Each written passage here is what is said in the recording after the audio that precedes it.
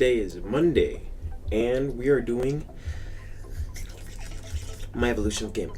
So, the game of today, if you couldn't tell, Mario Kart DS.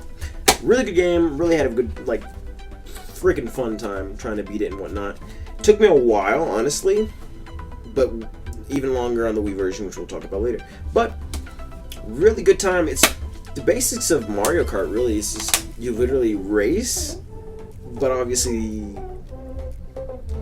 to win. This is not really like a huge crazy thing. I'm like I said, I'm going out of order to what I can recall, but this was one I distinctly remember. So it's like, yeah, I remember you. Don't know when I got you, but yeah, it was just a really fun racing game. Really hard to describe it. And it doesn't really hold a particular feeling or whatever within me. But yeah. What was your experience of this? I mean, the graphics were lower, so but the mini games were so fun.